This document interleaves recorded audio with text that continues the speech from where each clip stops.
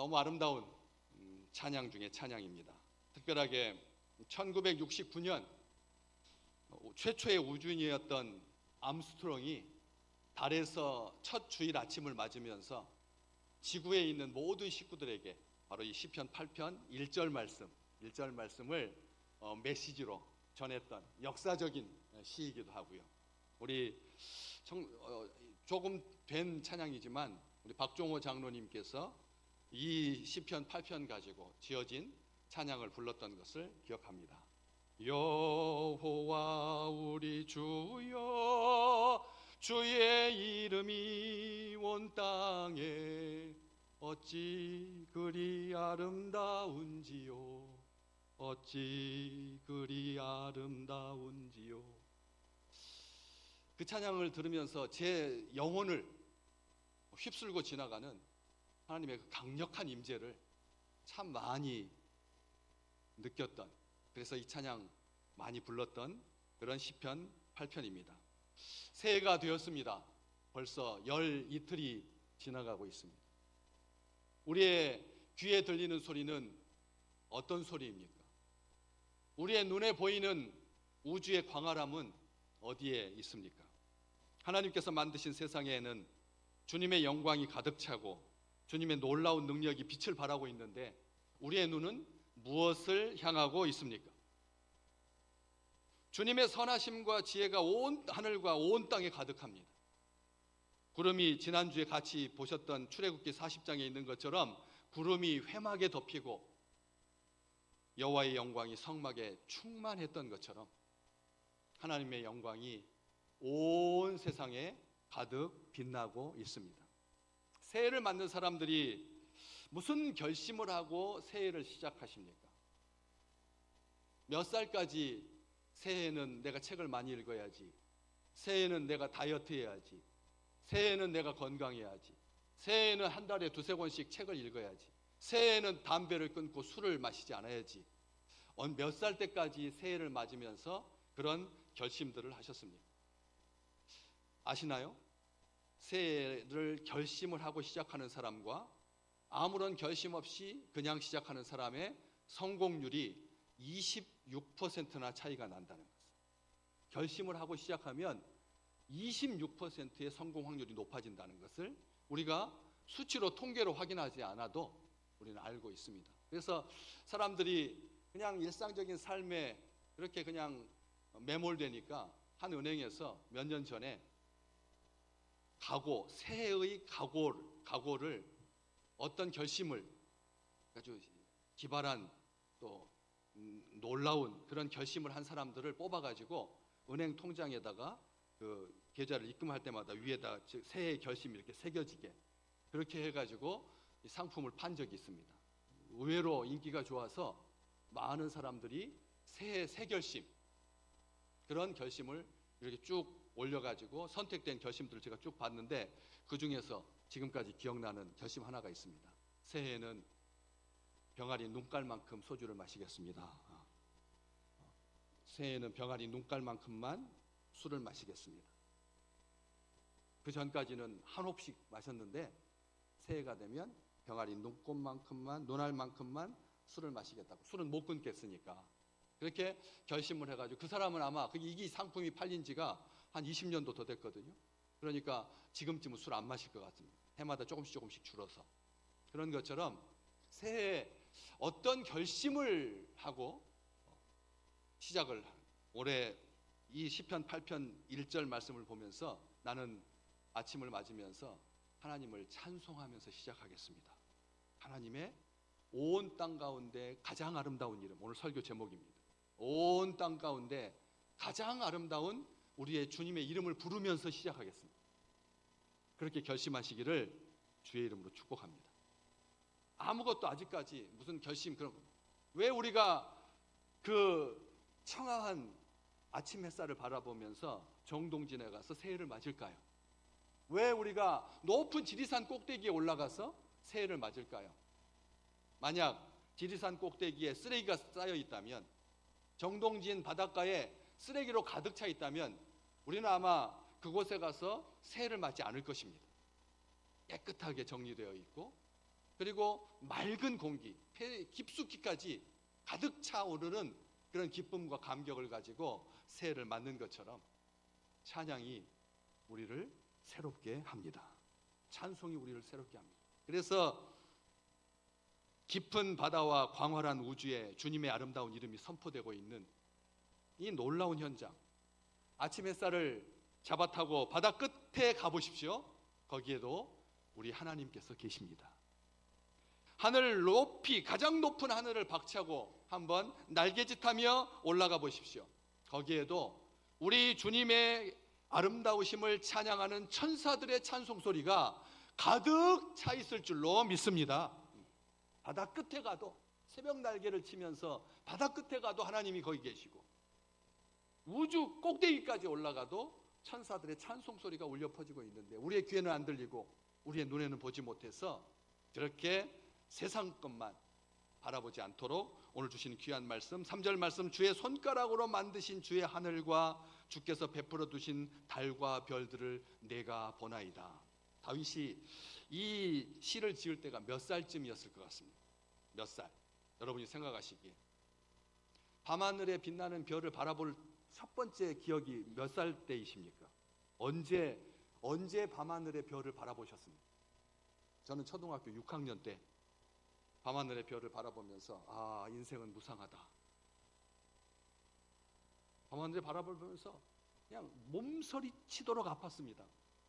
나는 이 세상에 이렇게 살다가 끝나는가? 초등학교 5학년짜리가 그렇게 밤하늘을 아프게 바라봤던 기억을, 그래서 겨울방학을 그냥 몸서리치면서 시작했는데 하나님께서 아침에 떠오른 태양을 보여주시면서 나로 하여금 절망 가운데 거하지 아니하도록 그렇게 하나님만을 붙들 수 있도록 초등학교 5학년 겨울방학 6학년으로 넘어가면서 하나님께서 나를 꽉 잡아주셨던 그 기억이 있습니다. 그런데 사실 초등학교 때 밤하늘을 바라보는 사람은 좀 이상한 사람인 거죠. 정신적으로. 적어도 생을 관조할 수 있는 나이가 됐을 때 하늘을 바라보며 감격하고 시를 짓지 초등학생 때는 보통 안 하거든요. 그런데 다윗이 이 시를 짓습니다. 세상에는 두 종류의 사람이 있다. 한 사람은 달리는 마차 안에서 따뜻한 공기 속에서 흔들리는 등불을 바라보면서 그래서 하늘의 영광스러운 밤하늘의 영광스러운 빛은 바라보지 못하는 부요한 자, 가진 자, 능력 있는 자가 있다는 거죠. 흔들리는 마차 속에서 따뜻한 공기 속에서 초롱불 바라보면서 하늘의 정작 달빛과 별빛은 바라보지 못하는 어리석은 자가 있다는 거죠. 반대로 그 마차를 끌기 위해서 차가운 밤 기온을 고스란히 온몸으로 맞으면서 어둠 속을 달리지만 나를 지켜봐 주시는 하나님을 바라볼 수 있는, 밤하늘을 바라볼 수 있는 그런 마부 같은 사람이 있다는 것. 두 종류의 사람밖에 없다는 것. 자기 그 월급, 자기 생활의 반경, 그 흔들리는 초롱불을 마치 전부인 양 부둥켜 안고 그렇게 따뜻한 공기에 만족하면서 사는 그런 부요한 자가 되지 말고 차가운 공기를 온몸으로 맞지만 하늘에 빛나는 달빛과 별빛을 바라보는 우리 식구들 되시기를 주의 이름으로 축복합니다. 여기 시는 분명하게 대조하고 있습니다.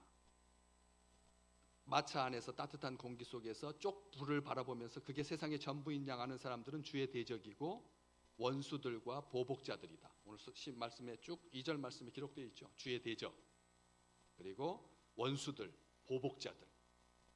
반면에 어린아이들과 젖먹이들은 힘없는 사람들, 높은 자, 가진 자들과 비교하여서 누구의 도움을 받지 않으면 결코 생존할 수 없는 연약한 인생들. 4절 말씀에 나오는 사람이 무엇이기에 해서 이 사람은 깨어지기 쉬운 사람, 연약한 사람, 죄로 말미암아서 비참해지고 죽음을 선고받은 사람을 말합니다. 그런데 하나님은 힘 있는 사람, 마차 안에 있는 사람, 따뜻한 공기 속에서 그 좁은 공간이 자기의 전부인 양 호령하면서 사는 사람을 통해서 역사하지 아니하시고 젖먹이들의 입으로 나오는 그 찬송을 하나님께서 권능을 세워주셔서 하나님이 영광 받으신다. 주의 권능을 선포하게 하신다. 온 땅 가운데 가장 아름다운 주의 이름을 찬양하는 자는 연약한 자들이다. 이렇게 말하고 있지요. 반대로 주의 대적 원수들과 보복자들은 입을 잠잠하게 잠그신다. 할 말이 없게 만드신다. 부끄럽게 만드신다. 마태복음 21장 대제사장들과 서기관들이 예수께서 하시는 이상한 일 때문에, 이상한 일, 바로 그 12절 말씀에 보면 성전 안에서 매매하는 모든 사람들을 내어 쫓으시고 돈 바꾸는 사람들과 상과 비둘기 파는 사람들의 의자를 둘러 엎으셨던 그 이상한 일을 보고, 그리고 맹인과 저는 자들이 성전에서 예수님께 나왔더니 그들을 고쳐주시는 것을 보고, 이상한 것과 또 성전에서 소리 질러서 호산나 다윗의 자손이여 우리를 구원해 주십시오, 누가 그렇게 노래를 불렀느냐, 소리 질렀느냐? 어린 아이들이 그렇게 소리를 질렀다라고 하는 것이죠.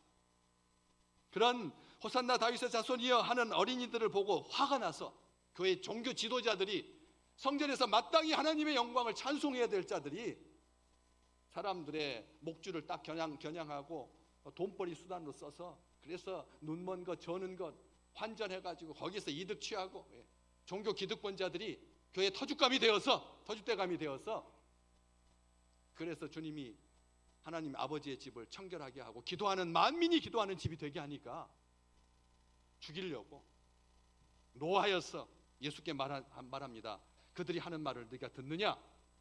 그랬더니 예수님께서 이르시되 그렇다 라고 말씀하셔서 마태복음 21장 16절 후반부, 어린 아기와 젖먹이들의 입에서 나오는 찬미를 하나님께서 온전하게 하셨다라고 하는 구약 시편 8편의 이 말씀을 너희가 읽어보지 않았느냐?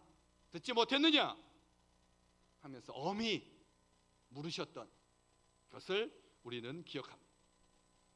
다윗은 어린 나이에 민족의 원수 골리앗 앞에 섰습니다. 어린이 때, 어린 시절에 그렇게 그 골리앗 앞에 서서 뭐라고 말했나요? 하나님께서 어린 다윗의 입술을 통해서 여호와의 구원하심은 칼과 창에 있지 않다고, 전쟁에 능하신 분은 하나님이시라고, 이 세상의 모든 전쟁은 하나님께 속했노라고 그렇게 선포하게 하셨죠. 어린아이의 입술을 통해서 전능하신 아버지 하나님의 권능을 세우셨던 것이죠.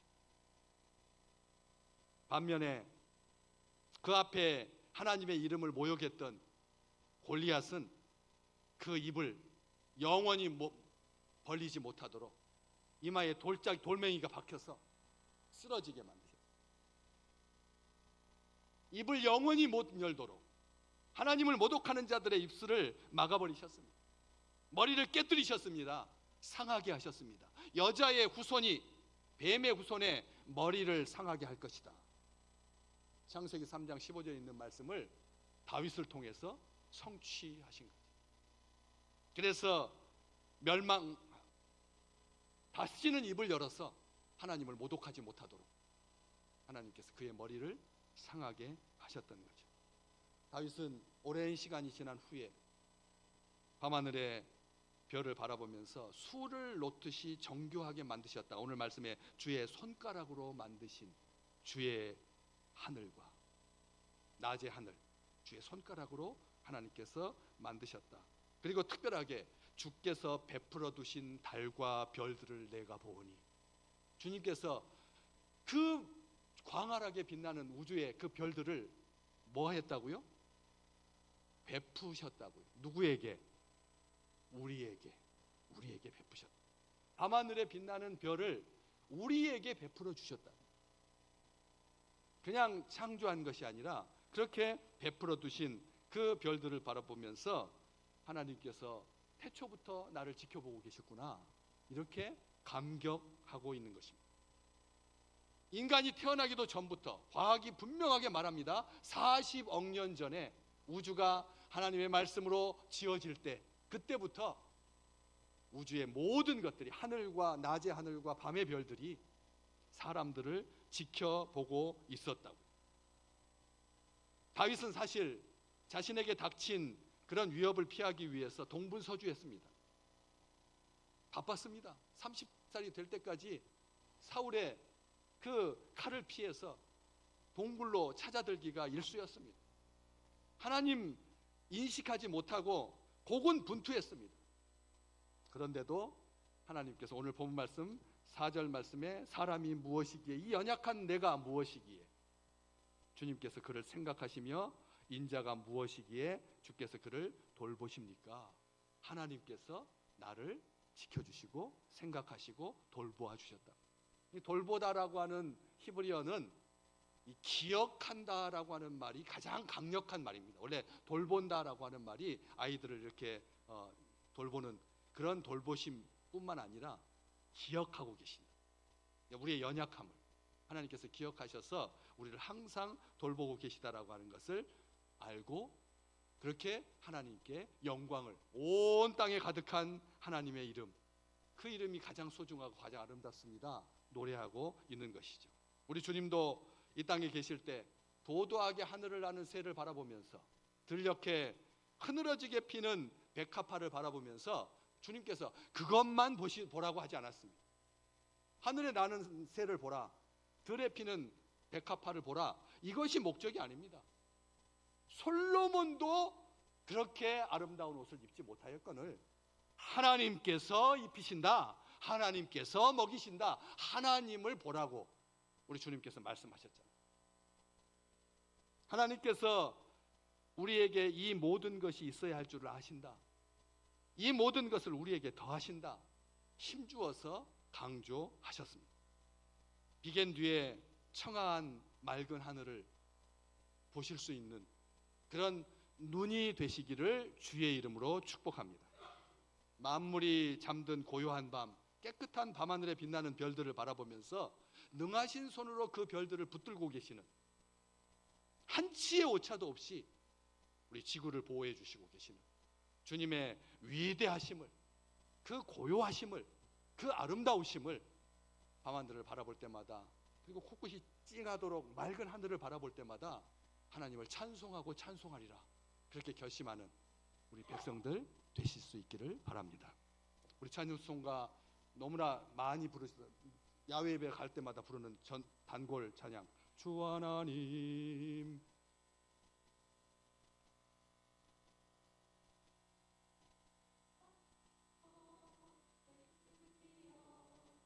더 크게 부르십시오.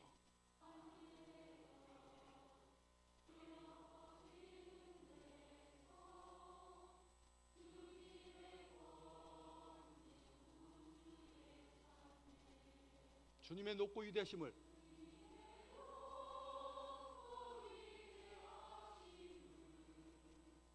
내 영혼이 찬양하네.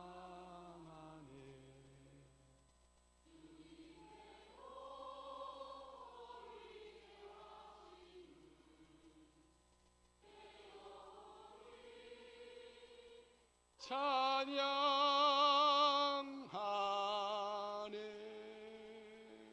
아멘. 세상의 시끄러운 소리에 귀를 내주지 마십시오. 촛불을 바라보지 마십시오. 태극기를 바라보지 마십시오. 우리를 사랑하시는 주님만 바라보십시오. 온 땅에 가득한 하나님의 영광은 지식이 있다고, 능력이 있다고, 재물이 있다고 볼 수 있는 것 아닙니다. 정반대죠. 어린아이들과 젖먹이들, 하나님의 돌보심이 아니면 단 하루도 살 수 없는 사람들, 특별히 주님의 도우심만이 전부라고 생각하는 미련한 여러분들, 주님의 도우심만이 전부라고 생각하는 나, 오직 주님을 믿고 의지하며 사랑하는 사람들만이 온 땅에 가득한 가장 아름다운 이름이신 우리 주님을 노래하고 그 권능을 선포할 수가 있다는 것입니다. 주께서 우리를 생각하시며 돌보시며 기억하십니다. 우리가 무엇이기에 하나님께서 우리를 이렇게 생각하실까 해서 유진 피터슨 목사님이 메시지 성경에 이 시편 8편 4절 이렇게 번역을 했습니다. 우리가 무엇이기에 이토록 걱정하시고 우리 인생길이 무엇이기에 이토록 살뜰히 살피십니까? 우리 하나님께서 살펴주십니다. 우리 하나님께서 우리 대신 걱정해 주십니다. 이 땅에서 잘 살라고, 힘있게 살라고. 5절 말씀, 영화와 존귀로 관을 씌워주십니다. 영화와 존귀로 관을 씌워준다는 거죠. 얼마나 영광스럽고 얼마나 존귀하냐. 6절에서부터 8절 말씀, 주의 손으로 만드신 것을 다스리게 하시고 만물을 그의 발 아래에 두셨다. 여러분이 어떤 존재이냐? 하나님께서 영화와 존귀로 관을 씌우셔서 만물을 다스릴 수 있는 그 강력한 권세를 우리에게 허락하여 주셨다는 거죠. 그래서 자연 더럽혀서는 안 됩니다. 가래침 뱉어서는 안 되고요. 나무 꺾어서는 안 돼요. 물티슈 너무 많이 써서는 안 됩니다. 그냥 그 시골에서 며칠 전에 봤거든요. 근데 시골에서 살고 있는데 서울에서 올라온 후배가 와가지고 둘이서 온통 물티슈를 하도 많이 써가지고, 시골에서는 그 물티슈 사는 것도 힘든데 물티슈를 막 사는, 물티슈가 다 플라스틱으로 만든 거예요. 안 썩는데. 우리는 너무 쉽게 화장실에 가서 씻으면 되는데 그냥 물티슈 뽑아 쓰는 것이 더 쉬워서 그렇게 막 쓰지 말라는 거죠. 얼마나 존귀한 자이냐. 다른 피조물들은 말씀으로 만드셨습니다. 그 놀라운 우주도 하나님께서 말씀으로 지으셨거든요. 그런데 우리 태양계는 우주하고 비교해 보면 정말 통 속에 한 방울 물보다도 작은 게 태양계인데, 우리 태양계에서 화성까지 가는 게 인류의 수건 사업이잖아요. 머스크가 화성에 가서 지구가 멸망하면 우리 지구보다는 조금 환경이 열악하지만 그 화성에 가면은 우리의 중력이랑 햇빛 받아가지고 겨울 추위 견디면서 살 수 있겠다. 텐트 쳐가지고 거기 가가지고 만들어가지고 그래서 살 수 있겠다 해가지고 화성에 사람 보내는 것이 일론 머스크의 꿈입니다. 인류는 화성으로 이주해야지만 살 수 있다. 더럽혀진 지구는 포기하고 이렇게 꿈이 되었는데 화성에 가는 것이 쉬운 일이 아니다라고. 우주를 지을 때도 하나님께서 말씀으로 지으셨는데 사람을 지으실 때는 세 분 하나님, 아버지 하나님, 아들 하나님, 아들의 영이신 성령님이 함께 회의하시고 우리 사람을 짓 때 우리 모양대로 하자, 우리 성품대로 하자, 우리 인격대로 하자 해서 회의하시고 진흙으로 하나님의 형상대로 빚으시고, 그리고 마지막에 하나님의 바람을, 하나님의 기운을 그 코에 불어 넣으셔서 생기가 돌게 하시고 영원히 하나님과 함께 할 수 있는 만물의 영장으로 하나님께서 지어 주셨다라고 하는 것이죠. 다른 피조물들은 노동과 봉사에 적합하도록 만드셨지만 하나님 사람은 만물을 다스리도록 하나님께서 지으셨고요. 사람의 이름은 하나님께서 직접 주어주셨습니다. 아담아, 하나님께서 아담이라고 불러주셨습니다. 그게 사람의 이름이 되었습니다. 그렇지만 다른 피조물들은 사람이 불러준 이름으로 지금까지 그렇게 이름을 갖고 있는 것이죠. 세상에 기린 카나리아, 이름 너무나 예쁘지 않아요?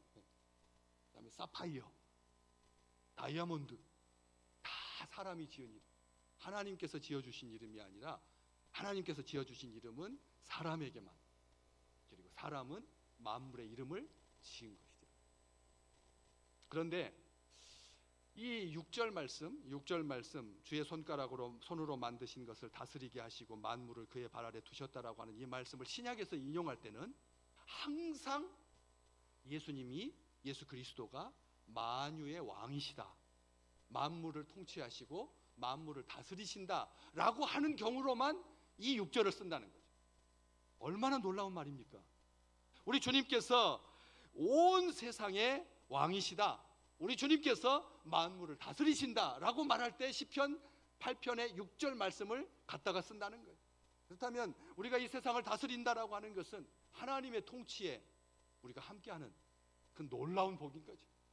우리가 그래서 이 자연을 마음껏 다스리게 하신 하나님의 그 능력과 영광과 존귀함 가운데 있다. 예수 그리스도께서 이 세상을 다스리는 온전한 왕이시다. 하나님께서 모든 이름 위에 뛰어난 이름을 우리 주님께 주셨고 우리 주님의 가장 높고 아름다운 이름에 모든 존귀와 영광과 찬양을 세세 무궁토록 받으실 수 있게 우리의 입술에 우리 주님을 찬양하게 그렇게 주셨다라고 하는 것입니다. 어떤 이름도 주님의 이름처럼 널리 퍼진 이름은 없습니다. 어떤 이름도 없습니다.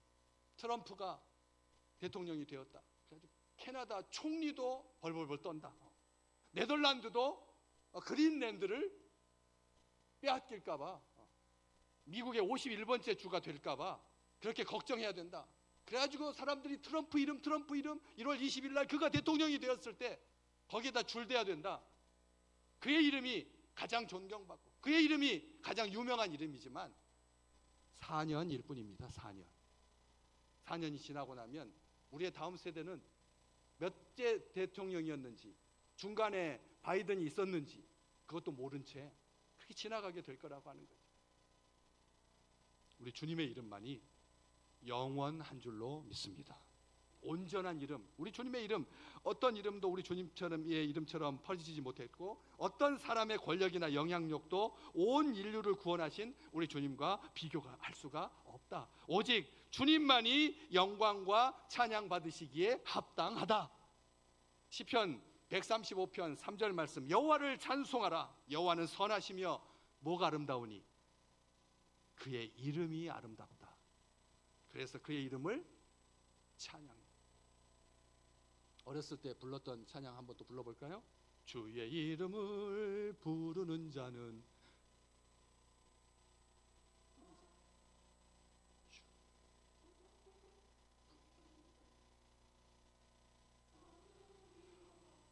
뭘 부르는 자가 구원을 얻는다고요? 예수 이름 부르는 자가 구원을 얻는다. 우리 주님의 이름은 온 인류를 구원하신 가장 높고 아름다운 이름입니다. 그래서 그의 이름을 부르면 구원받는다. 또 한 곡 아까 잠깐 자막에 있었죠. 이 찬양 참 아름다운 찬양입니다. 정말 귀한 찬양입니다. 가사를 한번 잠깐 보면 예수 가장 귀한 그 이름, 예수 언제나 기도 들으사 오 예수 나의 손 잡아주시는 가장 귀한 이름. 우리 반주와 함께 한번 우리 주님의 이름을 찬송 한번 해볼까요?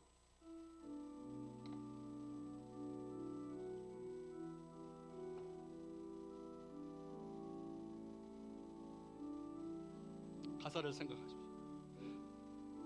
예수 가장 귀한 그 이름, 예수 언제나 기도 들으사 오 예수 나의 손 잡아주시는 가장 귀한 그 이름. 예수 찬양하기 원하네.